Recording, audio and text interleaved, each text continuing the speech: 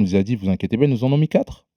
Nous, on peut leur en mettre 6». Et je m'en souviens, Luis Enrique, où il a été très fort. Vraiment, coach incroyable pour moi, qui m'a tellement fait évoluer sur ma manière de voir le football et sur les détails, parce qu'il est vraiment sur les détails. Les séances tactiques, j'ai rarement vu ça.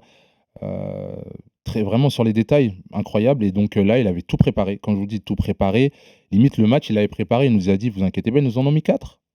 Nous, on peut leur en mettre 6, vous inquiétez pas». Et ce qui s'est passé, c'est qu'il est rentré dans notre tête, vraiment, il était super bon et que j'avais l'impression que tout Barcelone savait que c'était possible.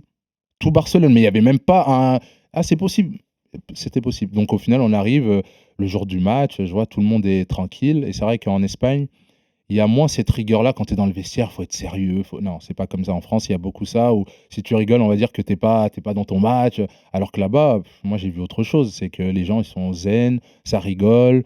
Même avant, il y a pas forcément quelqu'un qui va gueuler dans les vestiaires. En France, il y a un peu ça et moi, c'est vrai que ça m'a un peu changé et j'ai vu les choses différemment. Tu as un Iniesta qui est là, qui est tout calme, il va te parler tout calmement, il va te dire: «Ah les gars, on sait ce qu'on a à faire, on va sur le terrain». Et voilà, donc là, ce match-là, c'était pareil alors qu'on en avait pris 4 et je les voyais, je disais: «Oh là là, on en a pris 4 à l'aller, vous êtes zen comme ça, waouh!» et Et, c'est et ça, c'est le haut niveau, et quoi. même la presse catalane était confiante. Elle disait ils vont le faire. Ils vont Ouais. le faire, les Barcelonais. Est-ce que, allons sur le match maintenant, au fur et à mesure de l'évolution du score, tout ça, vous empilez les buts. Est-ce que tu perçois, toi, sur le terrain, de la peur chez les Parisiens? Une fébrilité qui s'empare d'eux. Et Ouais. on a vu Marquinhos, qui était un peu l'incarnation de ça, qui reculait énormément. Thiago Je pense Silva que aussi. pourtant, je l'aime beaucoup, hein. Thiago Silva, pour moi, c'était vraiment un exemple, mais je pense que l'équipe, de Paris, s'ils étaient venus et nous avaient pressés, le match aurait été totalement, différent et que quand dès le coup d'envoi, on le voit, il y avait Cavani, je me souviens, lui, il voulait les presser. Mais tout le monde disait: «Eh, viens».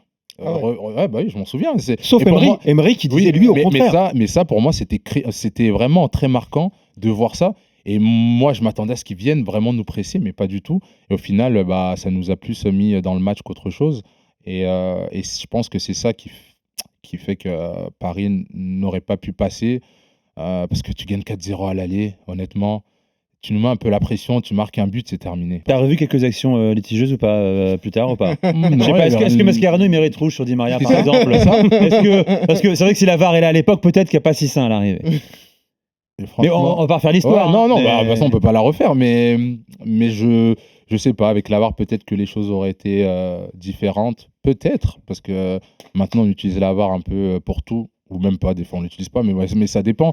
Mais je sais pas trop, On va C'est dire que vrai c'est que tombé du bon côté quand même sur certaines ah, situations. c'est sûr, c'est tombé du bon côté.